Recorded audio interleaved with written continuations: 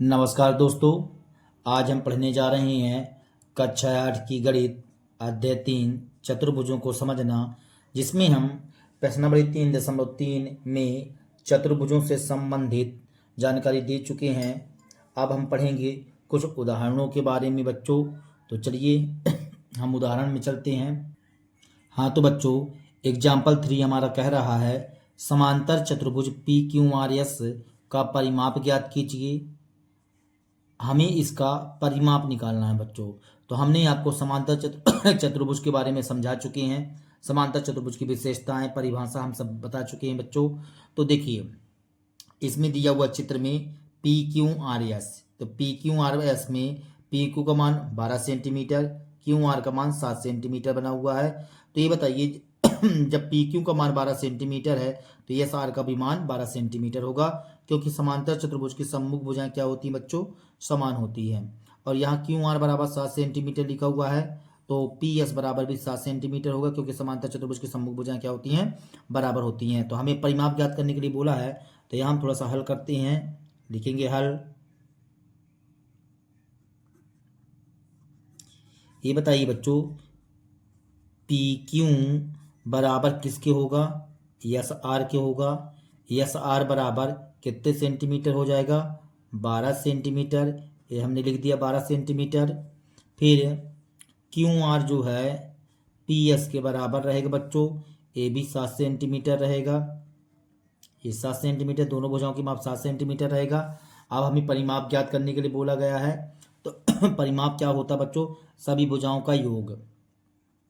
परिमाप जो होता है, परिमाप रहता है सभी भुजाओं का योग।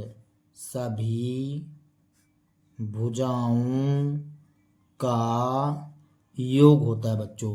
तो सभी भुजाओं का योग होता है, तो सभी भुजाओं को जोड़ दीजिए, अर्थात P Q plus Q R plus R S plus और एस पी। एस पी की जगह हम इसको पी एस भी लिख सकते हैं बच्चों। अब देखिए, पी क्यू का मान आपने कितना बताया है? 12 सेंटीमीटर बताया बच्चों। तो यहाँ लिख देंगे 12 सेंटीमीटर मतलब 12। क्यू आर का मान आपने कितना बताया? 7। फिर आर एस का मान आपने कितना बताया? 12। फिर पी एस का मान बताया आपने 7 बच्चों, ये 7 लिख दिए। अब यहाँ पास टोटल जोड़ेंगे इसको, तो हमारे पास आ जाएगा बच्चों 38 सेंटीमीटर। टोटल आ जाएगा हमारे पास 38 सेंटीमीटर, मतलब परिमाप आ गया हमारे पास 38 सेंटीमीटर। और यही हमारा कहला जाएगा बच्चों आंसर सॉल्व दैट। अब चलिए हम चलते हैं एग्जाम्पल 4 की ओर। तो हमारा एग्जाम्पल 4, आकृति 3.20 में बी ई एस टी एक समांतर चतुर्भुज है। देखिए बच्चों, ये समांतर चतुर्भुज है बी ई एस टी, जिसमें हमें पूछा है एक्स वाई तथा जेड के मान ज्ञात कीजिए। जेड के मान ज्ञात कीजिए। हमसे एक्स वाई जेड के मान पूछा बच्चों। तो चलिए हमने आपको समांतर चतुर्भुज में बताया था कि समांतर चतुर्भुज के सम्मुख कोण क्या होते हैं बच्चों? समान होते हैं। तो यहाँ से यदि हल करते हैं तो हमारे पास तुरंत ही पता चल जाएगा कि यक्स बराबर कितने अंश होगा बच्चों? 100 अंश, क्योंकि ये कहाँ से आ गया? सम्मुख कोण से। सम्मुख कोण से। तो सम्मुख कोण आपस में क्या होते हैं? बराबर होते हैं बच्चों, जिसकी वजह से ये आ जाएगा 100 अंश। अब देखिए, ये वाला कोण देखिए और ये वाला कोण देखिए, ये दोनों कोण आपस में क्या होंगे बच्चों? बराबर होंगे। ये दोनों कोण आपस में बराबर होंगे, या कि आप ऐसा और ऐसा देख सकते हैं संगत कोण का नियम से। तो y बराबर भी 100 अंश होगा बच्चों। y बराबर 100 अंश होगा। यहाँ पास y बराबर यक्स होगा। y बराबर यक्स होगा संगत कोण के नियम से, और यक्स बराबर क्या ले आए हैं आप? 100 अंश ले आए हैं। तो मतलब ये आ जाएगा कहाँ से बच्चों? संगत कोण से। संगत कोण से, ये संगत कोण से आ गया बच्चों। अब हमसे पूछा जा रहा है जेड अंश का मान। तो देखिए बच्चों, तो जेड बराबर आ जाएगा, यहाँ पास संपूरक कोण लगाइए। इन दोनों कोणों का योग 180 अंश होता है। तो जेड बराबर 180 माइनस वाई, एक कैसे बना बच्चों, संपूरक कोण। संपूरक कोणों का योग कितना होता है बच्चों, 180 अंश होता है। इन दोनों कोणों का योग 180 अंश होता है। अब आपको जेड का मान निकालना है और वाई का मान दिया हुआ है। वाई का मान अभी आपने निकाला ना 100 अंश बच्चों, तो वाई का मान दिया हुआ है, तो हमें दूसरा कोण का मान निकालना है। तो यहाँ पास एक सीधी लाइन के कोणों का योग होता है 180 अंश, इसलिए हम 180 में वाई घटा देंगे। तो जेड बराबर 180 माइनस वाई का मान कितना आ जाएगा, 100 अंश आ जाएगा बच्चों। तो यहाँ से होगा जेड बराबर 80 अंश। इस तरह से हमने यहाँ पर सभी मान ज्ञात कर लिए बच्चों। तो यहाँ लिखते हैं सभी के मान बता दीजिए। यक्स बराबर हमें प्राप्त हुआ 100 अंश, वाई बराबर 100 अंश और जेड बराबर हमें 80 अंश प्राप्त हुआ बच्चों। और यही हमारा कहला जाएगा आंसर सॉल्व दैट। ठीक है बच्चों, देखेंगे बच्चों एग्जाम्पल 5 कह रहा है समांतर चतुर्भुज RING में आकृति 3.22 में यदि माप कोण R बराबर 70 अंश हो तो दूसरे सभी कोण ज्ञात कीजिए। तो यहाँ पास हमें चित्र बना हुआ है बच्चों। तो ये बना हुआ है RING, एक समांतर चतुर्भुज है और कोण R का माप दिया गया है 70 अंश से। तो कह रहा है क्वेश्चन में कि दूसरे सभी कोण ज्ञात कीजिए, हमें सभी कोणों के मान बताना है। तो यहाँ पास हमें लिखा हुआ है माप कोण R बराबर 70 अंश हमें दिया हुआ है। तो देखिए बच्चों जितना कोण R का मान है उतना कोण N का मान होगा। तो हम यहाँ पास लिखे देते हैं कोण N बराबर आ जाएगा हमारे पास 70 अंश। माप कोण N बराबर 70 अंश हो जाएगा। कैसे आ गया बच्चों, सम्मुख कोण से। सम्मुख कोण से समांतर चतुर्भुज के सम्मुख कोण क्या होते हैं बच्चों, समान होते हैं। इसकी वजह से हम बोल सकते हैं कि कोण N का मान 70 अंश हो जाएगा। अब देखिए इसका मान आपने 70 अंश बता दिया। अब यहाँ से आप बात कर सकते हैं कि इन दोनों कोणों का योग कितना होता है, 180 अंश होता है बच्चों। इन दोनों कोणों का योग 180 अंश होता है। या कि इन दोनों कोणों को आप ले सकते हैं कोण R प्लस कोण I, ये दोनों कोण संपूरक कोण ही माने जा सकते हैं। क्योंकि ये वाला कोण जो है बच्चों, यदि आप इसको आगे बढ़ाने का प्रयास करेंगे, इस रेखा को आगे बढ़ाने का प्रयास करेंगे तो ये 70 यहाँ बनेगा बच्चों, संगत कोण के नियम से। संगत कोण के नियम से यहाँ बनेगा। तो हम इसमें और इसमें जो है संपूरक कोण का रिश्ता लगा सकते हैं। तो देखिए बच्चों यहाँ पास हम कह रहे हैं कि कोण R प्लस कोण I बराबर 180 अंश। इन दोनों कोणों का योग कितना होगा, 180 अंश होगा। तो यहाँ कैसे आ गया बच्चों, ये संपूरक कोण से। संपूरक कोण से तो कोण R का मान हमें पता है 70 अंश लिखा है और कोण I का मान हमें ज्ञात करना है बराबर 180 अंश। तो यहाँ से कोण I बराबर आ जाएगा बच्चों 180 माइनस 70 बराबर में आ जाएगा 110 अंश। 110 अंश आ गया बच्चों। अब जितना कोण I का मान होगा उतना कोण G का मान होगा। तो कोण G का मान आ जाएगा 110 अंश। ये आ गया सम्मुख कोण से। सम्मुख कोण से। सम्मुख कोण से कोण G का मान 110 अंश होगा क्योंकि कोण I के बराबर माना जाएगा। ठीक है ना। तो यहाँ से हम लिख सकते हैं सभी कोणों के मान। तो कोण I बराबर कितना आया बच्चों, हमारे पास कोण I बराबर आया 110 अंश। यहाँ माप लगा दीजिए।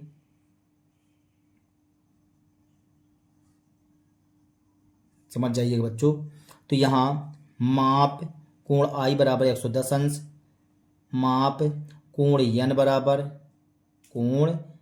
बराबर कितने अंश, N बराबर कितना निकाले हो बच्चों, कोण N बराबर 70 अंश आपने निकाला है, ये 70 अंश आ गया। और माप कोण G बराबर हमारे पास आ जाएगा, आपने निकाला 110 अंश बच्चों, 110 अंश। यही हमारा कहला जाएगा आंसर सॉल्व दैट। ठीक है बच्चों, अगले प्रश्न की ओर चलते हैं। तो अगला प्रश्न कह रहा बच्चों एग्जाम्पल 6 आकृति 3.25 में ये बना हुआ है 3.25 बच्चों। 3.25 में HELP एक समांतर चतुर्भुज है, दिया है लंबाई सेंटीमीटर में। तो कहता है कि OE बराबर 4 सेंटीमीटर, ये पहले बोल दिया सेंटीमीटर में है, तो OE बराबर 4 सेंटीमीटर और HLPE से 5 सेंटीमीटर अधिक है तो ओ एच ज्ञात कीजिए। चलिए ओ एच निकालना बच्चों, तो थोड़ा चित्र में देखेंगे आप लोग जरा, हमें क्या क्या दिया गया। एच ई एल पी में एक समांतर चतुर्भुज है, समांतर चतुर्भुज कहला जाएगा ये। अब यह ओ ई बराबर 4 सेंटीमीटर, देखिए बच्चों ओ ई ए ना कहलाया, तो ए हमको दिया है 4 cm, तो जब ए 4 cm है तो ये भी 4 cm होगा बच्चों, ये तो पता होना चाहिए हमें। ठीक, टोटल मिला करके हो जाएगा 8 सेंटीमीटर। पी ई जो है टोटल 8 सेंटीमीटर हो जाएगा। अब बोला गया यहाँ से एच एल का मतलब ये वाली भुजा बच्चों, ठीक ना। एच एल पी ई से, मतलब इस पी ई से 5 मीटर अधिक है, ए अधिक लंबी है। कितनी लंबी है? 5 मीटर, 5 सेंटीमीटर अधिक लंबी है। तो 8, ये 8 है, इससे 5 सेंटीमीटर अधिक कर दीजिए, तो 8 5 13 सेंटीमीटर। तो फिर कहता है ओ एच का मान ज्ञात कीजिए। तो ये बताइए, जब ए पूरी 13 सेंटीमीटर है तो ओ एच का मान इतना मान बताना है, तो उसका आधा कर दीजिएगा, तो आंसर सॉल्व दैट आ जाएगा। चलिए हम हल करते हैं बच्चों इसको। देखिए यहाँ पास लिखा है ओ ई बराबर 4 सेंटीमीटर, 4 सेंटीमीटर। तो ओ ई बराबर 4 सेंटीमीटर, तो यहाँ हम कह सकते हैं कि ओ ई बराबर ओ पी बराबर दोनों का मान 4 सेंटीमीटर रहेगा, क्योंकि हम जानते हैं कि समांतर चतुर्भुज के जो विकर्ण होते हैं वो एक दूसरे को समद्विभाजित करते हैं, तो ये समान हिस्सा रहेगा। तो ओ ई बराबर ओ पी बराबर 4 सेंटीमीटर। अब ये बताइए, यदि ओ ई बराबर 4 सेंटीमीटर, ओ पी बराबर 4 सेंटीमीटर, तो यहाँ से आप बताइए पी ई का मान कितना हो जाएगा। पी ई बराबर आ जाएगा हमारे पास, पी ई बराबर इतना टुकड़ा 4, ये 4 लिख दिए, इतना भी तो दोनों का मान है ना 4 4, ये 4 4 लिख दिए, बराबर कितना आ जाएगा बच्चों? 8 सेंटीमीटर। अब पी ई हमारे पास 8 सेंटीमीटर आ गया। अब आपसे कहता है कि एच एल, क्या बोल रहा है क्वेश्चन? एच एल जो है पी ई से 5 सेंटीमीटर, तो पी ई कितना आया है, मतलब आगे पी लिख लीजिए, पी ई से 5 सेंटीमीटर अधिक है, 5 सेंटीमीटर अधिक कर दी हम। अब यहाँ से एच एल बराबर पी ई का मान अभी अभी आपने निकाला 8, ये लिख दिए 8, 5 तो 5 5 लिख दिए, तो एच एल बराबर आ जाएगा 8 5 13 सेंटीमीटर। एच एल का मान आ गया, एच एल का मान आ गया बच्चों। अब आपको निकालना है ओ एच, क्या निकालना है? ओ एच, तो ओ एच आधा होगा, तो यहाँ लिख देते हैं ओ एच बराबर 13/2, 13/2, तो ओ एच बराबर आ जाएगा हमारे पास 2 छक्का 12, 2 पंचे 10, 6.5 सेंटीमीटर बच्चों। और यही हमारा कहला जाएगा answer solve that, answer solve that. ठीक है बच्चों, तो देखेंगे बच्चों प्रश्नावली 3.3 का पहला नंबर क्वेश्चन। पहला नंबर क्वेश्चन कह रहा है A B C D, A B C D एक समांतर चतुर्भुज है। प्रत्येक कथन को परिभाषा या प्रयोग किए गए गुण द्वारा पूरा कीजिए। देखिए बच्चों, हम आपको जितने चतुर्भुजों की परिभाषा विशेषताएं लिखवाए थे, यदि आप उस चीज को कंठस्थ कर लिए होंगे तो आपसे सभी सवाल बन जाएंगे बच्चों, ठीक है ना। तो देखेंगे यहाँ पास बोल रहा है कि ए बी सी डी में आपको समांतर चतुर्भुज के प्रत्येक कथन की परिभाषा या प्रयोग किए गए गुण द्वारा पूरा कीजिए। अब यहाँ पहले नंबर में लिखा हुआ है कि ए डी किसके बराबर होगा, तो ए डी किसके बराबर होगा? सम्मुख भुजा के बराबर होता है, तो ए डी जो है बी सी के बराबर हो जाएगा, ठीक है ना बच्चों। इसी प्रकार से दूसरा नंबर, तीसरा नंबर और आई भी नंबर क्वेश्चन। तो चलिए अब हम इसको सॉल्व कर रहे हैं बच्चों। तो देखेंगे बच्चों यहाँ पास लिखा है ए डी बराबर, तो ए डी जो है आपका एक किसके बराबर होगा बच्चों? बी सी के बराबर होगा, तो यहाँ हम भर देंगे बी सी, ये भर दिए बी सी। फिर हमें क्वेश्चन बोला है D C B, D C B, इस कोण के बारे में बात कही जा रही बच्चों। तो इसके सामने का कोण कौन सा होगा? ए वाला कोण होगा बच्चों। तो हम इस कोण के बारे में लिखेंगे बी ए डी, क्या लिख देंगे बच्चों? बी ए डी, इस प्रकार से। यहाँ लिखा ओ सी, ये कह रहा है बच्चों ओ सी, तो समांतर चतुर्भुज के विकर्ण एक दूसरे को समद्विभाजित करते हैं, तो ओ सी के बराबर ए वाला हिस्सा बराबर होगा, तो यहाँ हम लिख देंगे ओ ए, ओ ए। अब देखिए यहाँ पास क्या लिखा, माप D A B, D A B, A वाला कोण है बच्चों। फिर सी डी ए, सी डी ए। तो देखिए बच्चों, ए वाला कोण और ए वाला कोण, यदि मान लीजिए एक कोण उठ करके यहाँ चला जाए, इस रेखा को आगे बढ़ा दें तो एक सरल रेखा कोण बन जाएगा, मतलब संपूरक कोण कहलाया जाएगा। और संपूरक कोणों का योग होता बच्चों 180 अंश। तो हम यहाँ पास 180 अंश भर देंगे बच्चों। ठीक है, दूसरा नंबर प्रश्न देखेंगे बच्चों। दूसरा नंबर प्रश्न कहता है निम्न समांतर चतुर्भुजों में अज्ञात x y z के मानों को ज्ञात कीजिए। पहला नंबर चित्र ए बना हुआ है, दूसरा नंबर चित्र बना, तीसरा, चौथा, पांचवा। बच्चों यदि आप किताब खोल करके बैठते हैं तो आपकी बहुत ज़्यादा समझ में आएगा, इसलिए किताब खोल करके बैठिए तब समझिए बच्चों, तो ज़्यादा आसान रहेगा। तो देखेंगे बच्चों, पहला नंबर हम सॉल्व करने जा रहे हैं। हमें यक्स का मान निकालना है, यहाँ पास यक्स है बच्चों, यक्स का मान निकालना है, वाई का मान निकालना है, जेड का मान निकालना है। यदि आप यक्स का मान निकालना चाहते हैं तो संपूरक कोण की सहायता से निकाल सकते हैं। तो यहाँ पास हम लिखते हैं, देखिए कोण सी प्लस कोण बी बराबर 180 अंश। ये कैसे आ जाएगा बच्चों, संपूरक कोण से, संपूरक कोण से, ये संपूरक कोण कहला जाएंगे। इन दोनों कोणों का योग 180 अंश हो जाएगा, या कि हम आसन्न कोण भी बोल सकते हैं बच्चों, आसन्न कोण। तो यहाँ पास कोण सी का मान कितना है, यक्स है। कोण बी का मान कितना आपने बताया, 100 अंश बताया, यहाँ 180 अंश। तो यक्स बराबर आ जाएगा हमारे पास 180, 100 इस साइड गया तो माइनस 100 हो जाएगा बच्चों। तो यक्स बराबर आ जाएगा, 180 में 100 चला जाएगा तो हमारे पास आ जाएगा 80 अंश। ये देखिए हमारे पास यक्स का मान आ गया बच्चों। यक्स के बाद वाई का मान बताइए कितना हो जाएगा। तो यहाँ से वाई का मान आ जाएगा वाई बराबर 100 अंश। ये कैसे आ गया बच्चों, सम्मुख कोण से, सम्मुख कोण से। ये सम्मुख कोण से आ गया, क्योंकि समांतर चतुर्भुज के सम्मुख कोण क्या होते हैं, समान होते हैं, इसलिए हम y बराबर 100 अंश बोल देंगे। और a बराबर भी जो है तो किसके बराबर होगा, x के बराबर होगा। a भी सम्मुख कोण से आ गया, सम्मुख कोण से, सम्मुख कोण से आ गया बच्चों। तो चलिए अब हम पूरे मान बता देते हैं। इस a की जगह z लिखो बच्चों, z बराबर x। तो यहाँ पास हमारे पास x का मान आ चुका है 80 अंश, y बराबर 100 अंश और z बराबर 80 अंश। यही कहला जाएगा बच्चों आंसर सॉल्व दैट। दूसरा नंबर देखेंगे बच्चों, देखेंगे बच्चों यहाँ पास में दिया गया है चित्र में, यहाँ 50 लिखा है, y x z। तो चलिए आगे हम x का मान निकाल लेते हैं।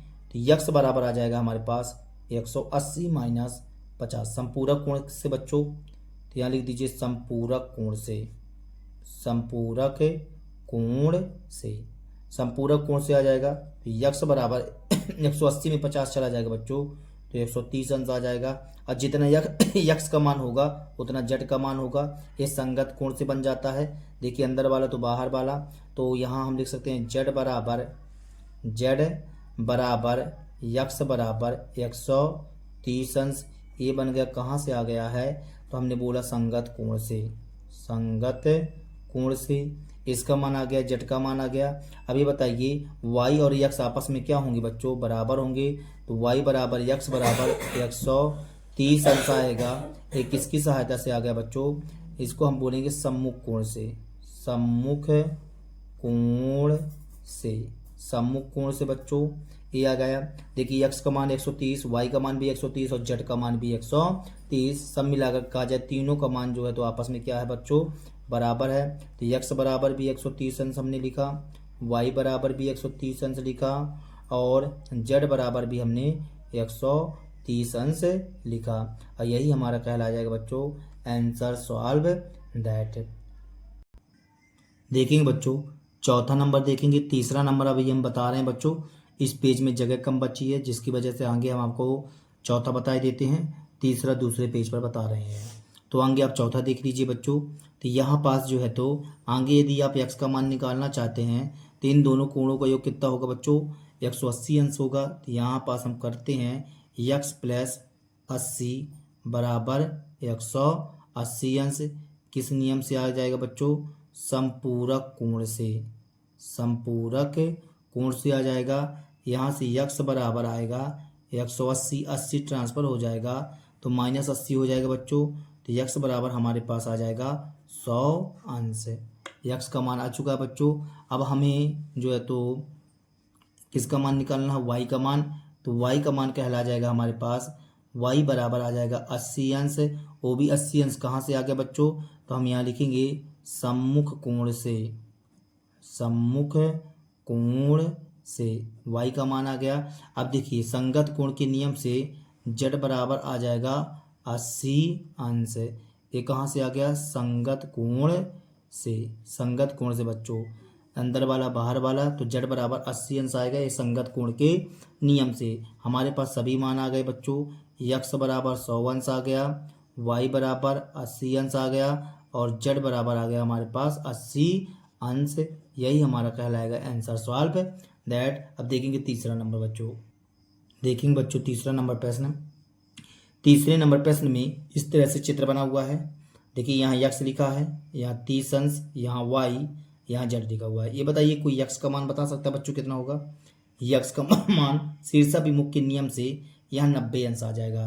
तो हम यहाँ पास लिख रहे हैं यक्स बराबर 90 अंश। वो भी किस नियम से हमने बता दिया, शीर्षाभिमुख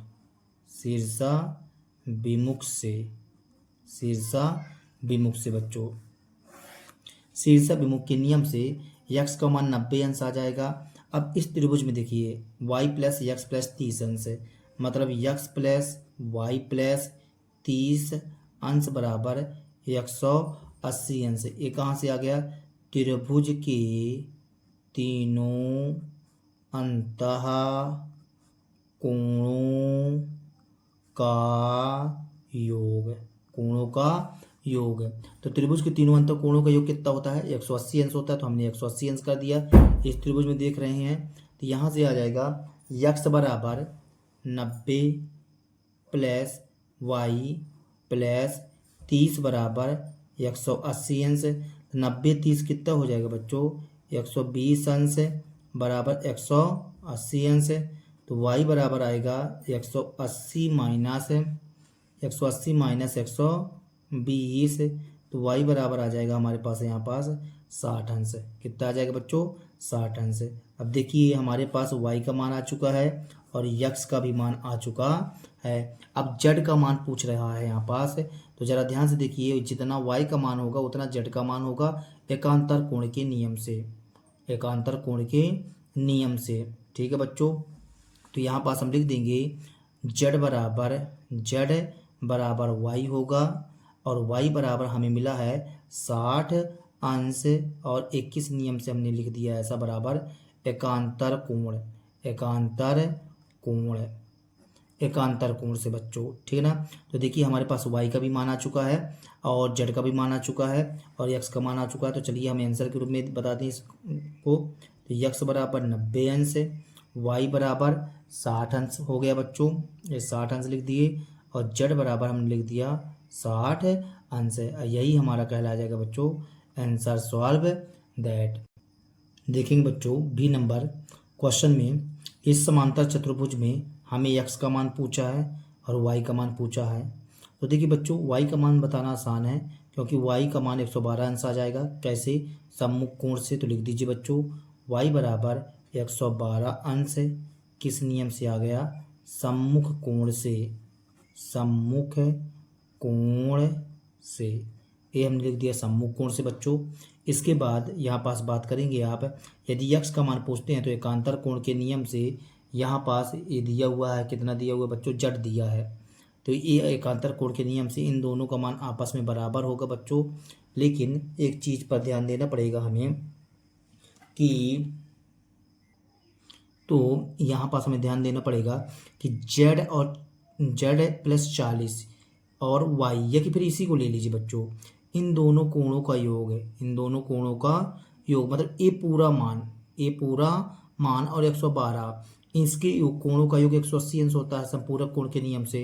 तो यहाँ पास कर दीजिए आप 40 प्लस 12 प्लस 112 अंश इन दोनों कोणों का योग कितना होगा बच्चों?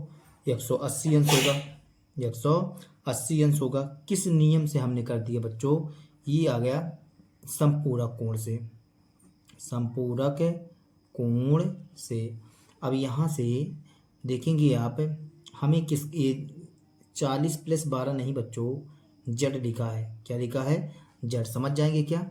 जेड। तो यहाँ से 40 और 112, ये जेड लिखा हुआ है। 40 में 12 जोड़ देते हैं बच्चों, तो हमारे पास आ जाएगा 152 अंश आ जाएगा।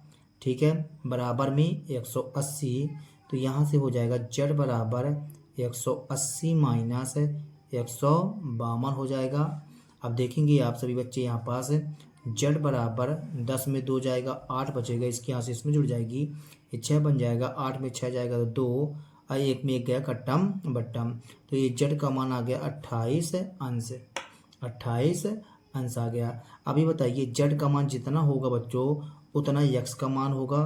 तो यक्स बराबर हमारे पास आ जाएगा 28 अंश। वो भी किस नियम से आ गया? ये एकांतर कोण से, एकांतर कोण से बच्चों। तो देखिए हमारे पास सभी मान आ चुके हैं, एक्स का भी मान आ गया, जेड का भी मान आ गया, वाई का भी मान आ चुका है। तो हम यहाँ लास्ट में लिख देंगे एक्स बराबर 28 अंश, वाई बराबर 112 अंश और जेड बराबर आ चुका है 28 अंश। और यही हमारा कहला जाएगा बच्चों आंसर सॉल्व दैट। तो हमारा अब तीसरा नंबर प्रश्न कह रहा है बच्चों, क्या एक चतुर्भुज ABCD समांतर चतुर्भुज हो सकता है? यदि तो देखिए समांतर चतुर्भुज की यदि परिभाषा याद है आप लोगों को, तो उस नियमानुसार आप इस नियम पर बात कर सकते हैं। कह रहा है कि कोण D प्लस कोण B बराबर 180 अंश हो सकता है क्या? दूसरा नंबर में बोल रहा है कि AB बराबर DC बराबर 8 सेंटीमीटर और AD बराबर 4 सेंटीमीटर, BC बराबर 4.4 सेंटीमीटर, क्या ऐसा हो सकता है? इसको तो मेरे को कन्फर्म पता चला गया बच्चों कि नहीं हो सकता है। देखिए सम्मुख भुजाएं बराबर होती है तो ये तो बराबर हैं, लेकिन क्या AD बराबर 4 सेंटीमीटर तो BC बराबर 4.4 दिया हुआ है, तो क्या ये बराबर हैं? 4.4 और 4 क्या है? बराबर हैं? बराबर नहीं है। तो ये तो यहीं से पता चल गया कि ऐसा समांतर चतुर्भुज संभव नहीं है। बोल रहा है कि समांतर चतुर्भुज हो सकता है, तो ऐसा समांतर चतुर्भुज नहीं हो सकता है। अब कह रहा है कि कोण A बराबर 70 अंश और कोण C बराबर 65 अंश। ये बताइए कोण A के सामने कोण C होता है बच्चों, जब कोण A के सामने कोण C होता है तो क्या ऐसा बनाना संभव है बच्चों? क्या नहीं है संभव। तो यहाँ पास हम बता देंगे, ठीक है ना। अब यहाँ पास चलिए, तो पहली शर्त में पूछा गया कि क्या कोण D प्लस कोण B बराबर 180 अंश हो सकता है। अब देखिए यदि आप एक समांतर चतुर्भुज बनाने का प्रयास करते हैं, यदि मान लीजिए एक समांतर चतुर्भुज बना रहे हैं, यहाँ A लिखा हुआ है, यहाँ B लिखा हुआ है, यहाँ C, यहाँ D लिखा हुआ है। बात को समझिएगा बच्चों। तो कह रहा है कि इस कोण, ये सम्मुख कोण कहलाएंगे, कोण B कोण D सम्मुख कोण कहलाएंगे। तो इन दोनों कोणों का योग 180 अंश हो सकता है। हाँ सम्मुख कोण तो बराबर हो सकते हैं, सम्मुख कोण बराबर हो सकते हैं, ये तो हमको पता है ये वाली बात, ठीक ना, क्योंकि समांतर चतुर्भुज के सम्मुख कोण क्या होते हैं? बराबर होते हैं। अब बात आती है, तो देखिए तो ये बराबर कब होंगी? 180 के डिवाइडेड करेंगे तो 90-90 बैठेगा, तो यहाँ 90-90 आएगा। जब ये 90-90 आएगा बच्चों तो यहाँ भी 90 आएगा, यहाँ भी 90 आएगा, तो ये बन जाएगा एक आयत है। लेकिन हाँ आयत को आप समांतर चतुर्भुज कह सकते हैं। तो ऐसा संभव है, ऐसा संभव है, लेकिन हमेशा जरूरी नहीं है। क्योंकि यदि सपोज दैट सोचिए, यदि आप इसमें एक अंश भी कम किए ना तो ये पूरा सिस्टम फेल हो जाना है, पूरा सिस्टम फेल हो जाना है, ठीक है ना। क्योंकि फिर सम्मुख भुजा बराबर नहीं आएंगी, सम्मुख कोण बराबर नहीं आएंगे इसमें। तो जिससे जब सम्मुख कोण बराबर नहीं आएंगे तो हम उसको समांतर चतुर्भुज नहीं बोल सकते बच्चों, ठीक है ना। तो यहाँ पास हम लिखते हैं हाँ, हाँ संभव है, हाँ संभव है। तो मतलब कब संभव है बच्चों? जब आयत की आकृति बनी रहेगी तभी संभव है, और इसके अलावा संभव नहीं है कि तुम आप हमेशा बोल दीजिए कि हाँ सर वो जो है तो कोण D प्लस कोण B बराबर 180 अंश हो ही जाएगा। कोई जरूरी नहीं है। इस साइड हो सकता है 70, तो यहाँ भी 70 होगा, तो 7 दूनी 14 140 अंश आएगा, ठीक ना। तो हाँ संभव है, लेकिन हमेशा जरूरी नहीं है, हमेशा जरूरी नहीं है कि ऐसा आएगा ही आएगा, ठीक है ना। अब दूसरा पॉइंट में हमसे बोला गया बच्चों कि AB बराबर DC बराबर 8 सेंटीमीटर, 8 सेंटीमीटर। लेकिन अगले पॉइंट में बोलता है कि AD बराबर 4 सेंटीमीटर तथा BC बराबर 4.4 सेंटीमीटर। अब ये बताइए, किसी समांतर चतुर्भुज के बारे में हमें अच्छी तरह से पता है कि सम्मुख भुजा बराबर होती हैं। यहाँ AB CD, तो यहाँ AB और DC, AB 8 DC 8, बिल्कुल सही है, सम्मुख भुजा बराबर है यहाँ पास। लेकिन AD बराबर 4 आ जाएगा, अब BC बराबर 4.4। ऐसा संभव है क्या? चित्र आपको नहीं बनाना है बच्चों, चित्र हम आपको समझाने के लिए बना रहे हैं, चित्र आपको नहीं बनाना है, आपके समझाने के लिए हम बना रहे हैं। तो यहाँ पास 4.4, क्या ऐसा संभव है? देखिए, क्या ये बराबर हो, ये क्या अलग अलग रहेंगे? नहीं, समांतर चतुर्भुज के सम्मुख भुजा बराबर होती हैं। तो यहाँ लिख दीजिए, ऐसा समांतर चतुर्भुज संभव नहीं है। ऐसा समांतर चतुर्भुज संभव नहीं है, संभव नहीं है। ये कहला जाएगा आंसर सॉल्व दैट बच्चों। चलिए, तीसरा पॉइंट इसी में कह रहा है बच्चों कि कोण A बराबर 70 अंश, कोण A बराबर 70 अंश। फिर बोल रहा है कोण C बराबर 65 अंश। कोण A बराबर 70 अंश और कोण C बराबर 65 अंश। तो यहाँ पास हम देखेंगे कि यदि मान लीजिए कोई समांतर चतुर्भुज हो गया, कोई समांतर चतुर्भुज हो गया, इसी में बना दे, इसी में समझा दे बच्चों। तो कोण A 70 अंश दिया गया है बच्चों और कोण C बराबर 65 अंश दिया गया है, ये 65 अंश कर दिए बच्चों।